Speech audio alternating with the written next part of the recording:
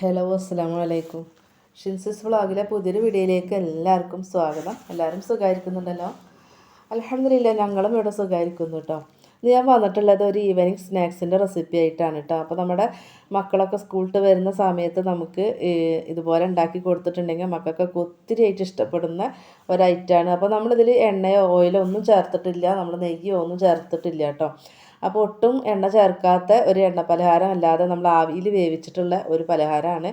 അപ്പോൾ പഴം വെച്ചിട്ടാണ് ഈ ഒരു പലഹാരം ഉണ്ടാക്കിയിട്ടുള്ളത്. അപ്പോൾ നമ്മുടെ കയ്യിൽ നേന്ത്രപ്പഴമൊക്കെ പഴുപ്പ് കൂടിയിട്ട് തൊലിയെല്ലാം കറുത്ത് പോയിട്ടുള്ള ഓവർ പഴുപ്പായിട്ടുള്ള പഴം ഉണ്ടെങ്കിലും ഇതുപോലെ ചെയ്യാം കേട്ടോ. അപ്പോൾ നമുക്ക് ആ ഒരു പഴം വെച്ചിട്ട് പുഴുങ്ങാനും അതുപോലെ തന്നെ പഴംപൊരി ഉണ്ടാക്കാനും ഒന്നും ഇഷ്ടമില്ലാത്തവരുണ്ടാവും. അപ്പോൾ അവർക്ക് അതുപോലെ തന്നെ പഴം കഴിക്കാത്ത മക്കളായാൽ പോലും ഈ ഒരു പലഹാരം കഴിക്കൂട്ടോ. നല്ല സോഫ്റ്റ് ആയിട്ടുള്ള ഒരു പലഹാരമാണ്. അപ്പോൾ നമുക്കിത് എങ്ങനെ ഉണ്ടാക്കുക നോക്കിയാലോ. അപ്പോൾ ഞാനതിന് വേണ്ടിയിട്ട് ഇതാ 2 നേന്ത്രപ്പഴമാണ് എടുത്തിട്ടുള്ളത്. നന്നായിട്ട് പഴുത്തിട്ടുള്ള പഴമാണ് കേട്ടോ.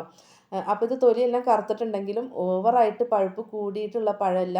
ഇനി അങ്ങനത്തെ പഴമായാലും കുഴപ്പമില്ല കേട്ടോ. ആ ഒരു പഴമായാലും നമുക്കിതുപോലെ തന്നെ ചെയ്തെടുക്കാം. അപ്പോൾ പഴം ഞാനിതാ തൊലിയെല്ലാം കളഞ്ഞെടുത്തിട്ടുണ്ട്. അപ്പോൾ ഇനി നമുക്കിതൊന്ന് കട്ട് ചെയ്തെടുക്കണം. നമുക്കിതൊന്ന് മിക്സിയിലിട്ട് അടിക്കാൻ വേണ്ടിയിട്ടാണ് കേട്ടോ. അപ്പോൾ ഞാനിതാ പഴം ഒന്ന് ഇതുപോലെ കട്ട് ചെയ്ത് എടുക്കുകയാണ്. അപ്പോൾ നമുക്ക് വലിയ പീസാക്കി ഇട്ട് കൊടുക്കുമ്പോൾ അരയാൻ ബുദ്ധിമുട്ടാവണ്ടെന്ന് വെച്ചിട്ടാണ് കേട്ടോ. അപ്പോൾ അത് നമുക്ക് ചെറിയ പീസാക്കിയിട്ട് അതുപോലെ ഒന്ന് കട്ട് ചെയ്തിട്ട് കൊടുത്തിട്ട് അരച്ചെടുക്കുമ്പോൾ നമുക്ക് പെട്ടെന്ന് തന്നെ നന്നായിട്ട് തന്നെ അരഞ്ഞ് കിട്ടുകയും ചെയ്യും. അപ്പോൾ ഇനി നമുക്കിത് മിക്സിയുടെ ജാറിലേക്ക് മാറ്റാം.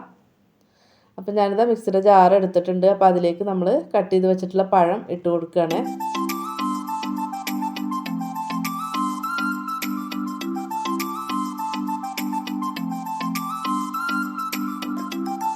പിന്നെ ഇതിലേക്ക് മധുരത്തിന് ആവശ്യമായിട്ടുള്ള ശർക്കരയാണ് ഞാൻ ചേർത്ത് കൊടുക്കുന്നത് കേട്ടോ. അപ്പോൾ നിങ്ങൾക്ക് പഞ്ചസാര ചേർക്കണമെങ്കിൽ അങ്ങനെ ചേർക്കാം. അതുപോലെ തന്നെ നിങ്ങൾക്ക് മധുരം വേണ്ട, പഴത്തിൻ്റെ മധുരം മാത്രം മതി എന്നാണെങ്കിൽ നിങ്ങൾ ശർക്കരയും പഞ്ചസാരയും ചേർക്കേണ്ട കാര്യമില്ല കേട്ടോ. അപ്പോൾ നല്ലോണം പഴുപ്പ് കൂടിയിട്ടുള്ളൊരു പഴം ഉണ്ടല്ലോ, ആ പഴമാണെങ്കിൽ നിങ്ങൾക്ക് മധുരം കുറച്ച് ചേർത്താൽ മതിയാകും. ആ പഴം നല്ല മധുരം ഉണ്ടാവും. അപ്പോൾ ഞാൻ ശർക്കര പൊടിച്ചിട്ട് അതാണ് ചേർത്ത് കൊടുക്കുന്നത്. അതിനുശേഷം അത് നമ്മുടെ മധുരത്തിന് ആവശ്യമായിട്ട് ചേർത്ത് കൊടുക്കുക കേട്ടോ. പിന്നെ ഞാൻ ഏലക്ക ഒരു 4-5 ഏലക്ക മുഴുവനായിട്ടുള്ള ഏലക്കയാണ് ഞാൻ ചേർക്കുന്നത്. അതുകൊണ്ട് ഞാനിപ്പോൾ അരയ്ക്കുന്ന സമയത്താണ് ചേർക്കുന്നത് കേട്ടോ. അപ്പോൾ നിങ്ങൾക്ക് ഏലക്ക പൊടിയാണ് ചേർക്കുന്നത് വെച്ചെങ്കിൽ അങ്ങനെ ചേർത്താൽ മതി. പിന്നെ ഒരു 1/4 ടീസ്പൂൺ ചെറിയ ജീരകം കൂടെ ചേർത്തിട്ടുണ്ട്, നല്ലൊരു ഫ്ലേവർ കിട്ടാനാണ്. പിന്നെ നിങ്ങളുടെ കയ്യിൽ വാനില എസൻസ് ഒക്കെ ഉണ്ടെന്നെങ്കിൽ ഈ ഏലക്കയും ജീരകമൊക്കെ ചേർക്കുന്നതിന് പകരം എസൻസ് ചേർത്താലും മതി കേട്ടോ. അപ്പോൾ എല്ലാവരുടെ കയ്യിലും വാനില എസൻസ് ഉണ്ടായിക്കൊള്ളണമെന്നില്ലല്ലോ. അപ്പോൾ ഇതുപോലെ ഏലക്കൊക്കെ ചേർത്താൽ മതി. പിന്നെ ഞാൻ അതിലേക്ക് 1 ഗ്ലാസും അതുപോലെ 3 ടേബിൾ സ്പൂണും പാല് ചേർത്ത് കൊടുക്കുന്നുണ്ട് കേട്ടോ. പാലും കൂടെ ചേർത്തിട്ട് നമുക്ക് നന്നായിട്ടൊന്ന് അരച്ചെടുക്കാം. അപ്പോൾ കയ്യിൽ പാലുണ്ടെങ്കിൽ നിർബന്ധമായിട്ടും ചേർക്കുക, ഇല്ലെങ്കിൽ സാധാരണ വെള്ളം ഉണ്ടല്ലോ, ഒരു ഇളം ചൂടുള്ള വെള്ളം ചേർത്ത് കൊടുത്താൽ മതി കേട്ടോ. അപ്പോൾ ഇനി അരച്ചത് ഞാനൊരു ബൗളിൽ ഒരു പാത്രത്തിലേക്ക് മാറ്റിയിട്ടുണ്ടായിരുന്നു കേട്ടോ. അപ്പോൾ ആ ഒരു സമയം ക്യാമറ ഓൺ ആക്കാൻ വേണ്ടി മറന്നു പോയതാണ്. അപ്പോൾ ഞാനിത് ഒരു പാത്രത്തിലേക്ക് നമ്മുടെ അരച്ചത് മാറ്റി കൊടുത്തിട്ടുണ്ട്. കണ്ടോ, ഈ ഒരു പാകത്തിലാണ് നമ്മുടെ ഒരു പഴം പാലും കൂടി അരച്ചതിരിക്കുന്നത് കേട്ടോ. ഇനി ഇതിലേക്ക് ഞാൻ ചേർത്ത് കൊടുക്കുന്നത് 1 ഗ്ലാസ് മൈദയാണ്. അപ്പോൾ മൈദക്ക് പകരം നിങ്ങൾക്ക് ഗോതമ്പ് പൊടി എടുക്കാം കേട്ടോ. നമ്മുടെ റേഷൻ കടയിൽ നിന്ന് കിട്ടുന്ന പാക്കറ്റ് ആട്ടപ്പൊടി ഉണ്ടല്ലോ, അതായാലും എടുക്കാം. അപ്പം ഞാൻ ചേർത്തത് മൈദയാണ് കേട്ടോ. അപ്പോൾ നിങ്ങൾക്ക് താല്പര്യം ഗോതമ്പ് പൊടിയാണെങ്കിൽ അങ്ങനെ എടുത്താൽ മതി. ഇത് 2 തരത്തിലും 2 പൊടിയിലും ചെയ്തെടുക്കുമ്പോഴും നല്ല ടേസ്റ്റ് തന്നെയാണ് കേട്ടോ. ഗോതമ്പ് പൊടിയിലാണെങ്കിലും. അപ്പോൾ ഞാനിങ്ങനെ ഗോതമ്പ് പൊടി ചെയ്തിട്ടുണ്ടായിരുന്നു കേട്ടോ. അപ്പോൾ മൈദ വെച്ചിട്ട് ചെയ്യാമെന്ന് വിചാരിച്ചു ഇന്ന്, അതുകൊണ്ടാണ് മൈദ ചേർത്തത് കേട്ടോ. അപ്പോൾ അത് നമ്മുടെ താല്പര്യത്തിന് ഏത് വേണമെങ്കിലും എടുക്കാം. അപ്പോൾ ഞാൻ കുറേശ്ശെയാണ് ചേർത്ത് കൊടുക്കുന്നത്. എന്നിട്ട് ഒരു വിസ്ക് വെച്ചിട്ടോ അല്ലെങ്കിൽ ഒരു ഫോർക്ക് വെച്ചിട്ടോ ഒക്കെ ആയിട്ട് നമുക്കിത് ഒട്ടും കട്ടയില്ലാണ്ട് കലക്കിയെടുക്കണം കേട്ടോ. അപ്പോൾ ഞാനിതാ കലക്കി എടുക്കുന്നുണ്ട്. അപ്പോൾ പൊടി ഒന്നിച്ചിട്ട് ഇട്ട് കൊടുക്കരുത് കേട്ടോ. ഒരു 1/4 ടീസ്പൂൺ ബേക്കിംഗ് സോഡ ചേർത്ത് കൊടുക്കുന്നുണ്ട്, സോഡാപ്പൊടി ചേർത്ത് കൊടുക്കുന്നുണ്ട് കേട്ടോ. 1/4 ടീസ്പൂൺ മതി, കൂടുതലായിട്ട് പോവരുത് കേട്ടോ. ഇനിയിപ്പോൾ വിരൽ കൊണ്ട് നുള്ളിയിട്ടാണെങ്കിൽ 2 നുള്ളാക്കിയിട്ട് ഇട്ട് കൊടുത്താലും മതി, ഓവറായിട്ട് പോവരുത്. പിന്നെ ഇതാ 2 നുള്ള് ഉപ്പ് ചേർത്ത് കൊടുക്കുന്നുണ്ട്. ഇതും കൂടെ ചേർത്തിട്ട് നമുക്കിതാ നന്നായിട്ടൊന്ന് മിക്സ് ചെയ്ത് കൊടുക്കുക. അപ്പോൾ ആ ഒരു ബേക്കിംഗ് സോഡ ഒക്കെ ചേർത്തതാണ്, ആ ഒരു ബാറ്ററിൽ നന്നായിട്ട് കലക്കിയെടുക്കണം കേട്ടോ. ഇപ്പോൾ നമ്മുടെ ബാറ്ററി ഇരിക്കേണ്ടത് ഈ ഒരു രീതിക്കാണ് ഇരിക്കേണ്ടത്. അപ്പോൾ നിങ്ങൾ പൊടി ചേർത്ത് കൊടുക്കുന്ന സമയത്ത് നിങ്ങൾക്ക് ഈ ഒരു പാകമായി വരുമ്പോൾ നിങ്ങൾക്ക് പൊടി ചേർത്ത് കൊടുക്കൽ നിർത്താം കേട്ടോ. ഓവറായിട്ട് കട്ടി ഉണ്ടാവരുത്, വല്ലാണ്ട് ലൂസും ആവരുത് കേട്ടോ.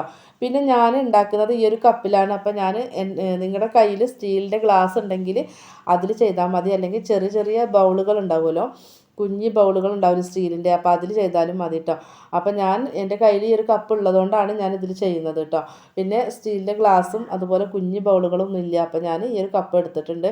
അപ്പോൾ ഇതിലാണ് ഞാൻ ചെയ്ത് കാണിക്കുന്നത്. ഇത് ഒന്നുമല്ല എന്നുണ്ടെങ്കിൽ നിങ്ങൾക്ക് ലഞ്ച് ബോക്സിൽ ഒന്നിച്ചൊഴിച്ചിട്ട് നമ്മൾ കേക്കൊക്കെ ഉണ്ടാക്കുമല്ലോ, അതുപോലെ ലഞ്ച് ബോക്സിലോ ചായപാത്രത്തിലോ ഒക്കെ ഒഴിച്ചിട്ട് വേവിച്ചെടുത്താലും മതി കേട്ടോ. അപ്പോൾ ഞാനിതാ ഈ ഒരു കുഞ്ഞ് കപ്പ് കേക്കിൻ്റെ ഈ ഒരു കപ്പിലാണ് ഒഴിച്ചു കൊടുക്കുന്നത്. പിന്നെ നമ്മൾ ഒഴിച്ചു കൊടുക്കുന്ന സമയത്ത് അതിൻ്റെ ഒരു 1/4 ഭാഗം വരെയൊക്കെ ഒഴിച്ചാൽ മതി, അതിൻ്റെ വക്ക് വരെ ഒഴിച്ചു കൊടുക്കരുത്. നമുക്ക് ഈ ഒരു മാവ് ഒന്ന് പൊങ്ങിയിട്ടാണ് റെഡി ആയിട്ട് വരുമ്പോൾ, അപ്പോൾ അത് പകുതി വരെ ഒഴിച്ചു കൊടുത്താൽ മതി കേട്ടോ. അപ്പം ഞാൻ ഒഴിച്ചു കൊടുക്കുന്ന മാവിൻ്റെ ഒരു പരുവം നിങ്ങൾക്ക് മനസ്സിലാവുന്നുണ്ടാവും. അപ്പോൾ ഈ ഒരു പാകത്തിൽ വേണം കേട്ടോ ബാറ്റർ ഇരിക്കാൻ വേണ്ടിയിട്ട്. ഒരുപാട് കട്ടിക്കും ആവരുത്, അതുപോലെ തന്നെ വല്ലാണ്ട് അങ്ങോട്ട് ലൂസും ആവരുത്. കട്ടിക്കൊക്കെ ആയിട്ടുണ്ടെങ്കിൽ വെന്ത് കിട്ടാനും പ്രയാസമായിരിക്കും, ഉൾഭാഗം വെന്ത് കിട്ടില്ല കേട്ടോ. പിന്നെ ഞാൻ കുറച്ച് കാഷ്യൂനട്ട് ഒന്ന് ഇതിൻ്റെ മുകൾ ഭാഗത്ത് വെച്ച് കൊടുക്കുന്നുണ്ട് കേട്ടോ. അപ്പോൾ നിങ്ങൾക്ക് താല്പര്യമാണെങ്കിൽ നമ്മുടെ ആ ഒരു ബാറ്റർ ഉണ്ടാക്കിയ സമയത്ത് കുറച്ച് നമുക്ക് ആ ഒരു ബാറ്ററിൽ ഇട്ട് കൊടുക്കുക. അപ്പോൾ നമുക്ക് കഴിക്കുമ്പോഴും അതിൻ്റെ ഉള്ളിലും ഒക്കെ ഉണ്ടാവും. അപ്പോൾ ഞാൻ കുറച്ച് മുകളിൽ മാത്രം ഇതാ ഇട്ട് കൊടുക്കുന്നുള്ളൂ കേട്ടോ. ഇപ്പോൾ കറുത്ത മുന്തിരി വേണമെങ്കിൽ അതും വെച്ച് കൊടുക്കുക. ഇപ്പോൾ ടൂട്ടി ഫ്രൂട്ടിയൊക്കെ കയ്യിലുണ്ടെങ്കിൽ അതും ഇട്ട് കൊടുക്കുക കേട്ടോ. അപ്പം ഞാനിത് വേവിച്ചെടുക്കുന്നത് ഇഡ്ഡലി ചെമ്പിൽ വെള്ളം വെച്ചിട്ട് അതിലാണ് കേട്ടോ ഞാൻ ആവി കയറ്റി എടുക്കുന്നത്. അപ്പോൾ ആ ഒരു ഇഡ്ഡലിയുടെ നമ്മൾ ഫസ്റ്റ് വെക്കുന്ന ആ ഒരു തട്ടുണ്ടല്ലോ, ആ ഒരു തട്ടിനെ കമിഴ്ത്തി വെച്ചിട്ട് അതിൻ്റെ മുകളിലാണ് ഞാനിത് അതുപോലെ നമ്മുടെ ഈ ഒരു റെഡിയാക്കി വെച്ചിട്ടുള്ള ബാറ്ററൊക്കെ വെച്ച് കൊടുക്കുന്നത് കേട്ടോ. പകരം നിങ്ങൾക്ക് ലഞ്ച് ബോക്സിലോ അല്ലെങ്കിൽ ഒരു പ്ലേറ്റ് ഉണ്ടാവുമല്ലോ, കിണ്ണത്തപ്പം പോലെയൊക്കെ നമുക്ക് ഉണ്ടാക്കൂലേ, അതുപോലെ വേവിച്ചെടുത്താലും മതി. അതൊക്കെ നമ്മുടെ ഇഷ്ടത്തിന് ചെയ്താൽ മതി കേട്ടോ. അപ്പം ഞാനിതാ ഒരു ബാറ്റർ മൊത്തം ഞാനൊരു ഗ്ലാസ്സത്തെ മൊത്തം അതിൽ ഒഴിച്ചു കൊടുത്തിട്ടുണ്ട്. അപ്പോൾ ഇനി നമുക്ക് ഒരു 15 അല്ലെങ്കിൽ 20 മിനിറ്റ് വേവിച്ചെടുത്താൽ മതി. 15 മിനിറ്റ് ആകുമ്പോഴത്തേക്കും നമുക്ക് ഈ ഒരു പലഹാരം റെഡി ആയിട്ട് കിട്ടും കേട്ടോ. അപ്പോൾ എനിക്കിത് റെഡി ആയിട്ടുള്ളത് 15 മിനിറ്റ് ഒക്കെ ആകുമ്പോഴാണ്. ഒരു 15 മിനിറ്റ് ആയപ്പോൾ ഞാൻ ഗ്യാസ് ഓഫ് ചെയ്തിട്ടുണ്ടായിരുന്നു കേട്ടോ. അപ്പോൾ ഞാൻ ഗ്യാസ് ഓഫ് ചെയ്തിട്ടുണ്ട്. അപ്പോൾ കണ്ടോ നമ്മുടെ ആ ഒരു പലഹാരം റെഡി ആയിട്ട് വന്നിട്ടുണ്ട്. കണ്ടോ അതിൻ്റെ മുകൾ ഭാഗം ഇങ്ങനെ പൊട്ടി വന്നിട്ട് കണ്ടോ. അപ്പോൾ നല്ലോണം ബേക്കായിട്ടുണ്ട് കേട്ടോ, അത് വെന്തിട്ടുണ്ട്. അപ്പോൾ ഇത് നമുക്ക് ഈ ഒരു പാത്രം ഇവിടെ തുറക്കുന്ന സമയത്ത് നല്ലൊരു സ്മെല്ലാണ് കേട്ടോ. നമുക്ക് ചക്കൊക്കെ വെച്ചിട്ട് അടയൊക്കെ ഉണ്ടാക്കുമല്ലോ, അതുപോലെ തന്നെ നല്ലൊരു മണമുണ്ട് കേട്ടോ. അത് നമുക്ക് തുറക്കുന്ന സമയത്ത് ആ ഒരു ജീരകത്തിൻ്റെയും ഏലക്കയും പഴവും എല്ലാം കൂടെ ചേർന്നിട്ട് ശർക്കരയൊക്കെ കൂടി ചേർന്നുള്ള ഒരു പലഹാരമല്ലേ, അപ്പോൾ അതിൻ്റെയൊക്കെ നല്ലൊരു സ്മെല്ലുണ്ട് കണ്ടോ. അപ്പോൾ നമ്മളൊന്നൊരു ഈർക്കിൽ വെച്ചിട്ടൊന്ന് കുത്തി കൊടുത്ത് നോക്കുക, എന്നിട്ട് അതിൻ്റെ മുകളിൽ പറ്റി പിടിച്ചിരിക്കുന്നില്ല എന്നുണ്ടെങ്കിൽ നമ്മുടെ ഈ ഒരു സംഭവം റെഡി ആയിട്ടുണ്ട് എന്നാണ് കേട്ടോ. അപ്പോൾ നമ്മൾ ഇതാ കുത്തി കൊടുത്ത സമയത്ത് അതിൻ്റെ മുകളിൽ ഒട്ടും ഒട്ടി പിടിച്ചിട്ടില്ല. അപ്പോൾ നമ്മുടെ പലഹാരം റെഡി ആയിട്ടുണ്ട്. കണ്ട നല്ല സോഫ്റ്റ് ആയിട്ടാണ് കേട്ടോ ഇരിക്കുന്നത്, നല്ല അടിപൊളി ടേസ്റ്റുമാണ്. നമ്മൾ ശർക്കരയുടെ ഒക്കെ ഒരു ഫ്ലേവർ നമ്മളിത് ചെല്ലുന്ന സമയത്ത് അടിപൊളിയാണ് കേട്ടോ. ആ പഴത്തിൻ്റെ കൂടെ ശർക്കരയുടെ ഒക്കെ ഒരു ടേസ്റ്റ് കിട്ടുമ്പോൾ അപ്പോൾ എന്തായാലും നമ്മുടെ കുട്ടികൾക്ക് എന്തായാലും ഇഷ്ടമാവും. ഇതിപ്പോൾ ചൂടാറിയിട്ടാണ് ഞാനിതൊന്ന് എടുത്ത് കാണിക്കുന്നത് കേട്ടോ. ചൂട് കൊടുക്കാൻ എടുത്തിട്ടുണ്ടെങ്കിൽ നമുക്ക് ആ ഒരു കപ്പിൻ്റെ ഉള്ളിലൊക്കെ പറ്റി പിടിച്ചിരിക്കും. അപ്പോൾ ചൂടാറിയിട്ടാണ് ഞാൻ എടുത്തിട്ടുള്ളത്. കണ്ടോ നല്ല എത്രത്തോളം പെർഫെക്റ്റ് ആയിട്ടാണ് നമുക്ക് കിട്ടിയിട്ടുള്ളത്. നമ്മൾ ആ ഒരു കപ്പിൻ്റെ ഉള്ളിൽ എണ്ണ തടവേ ഒന്നും ചെയ്തിട്ടില്ല, നിങ്ങൾ കണ്ടല്ലോ. കണ്ടോ നല്ല സോഫ്റ്റ് ആയിട്ടുള്ളൊരു പലഹാരമാണ്. എല്ലാവരും ട്രൈ ആക്കി നോക്കുക.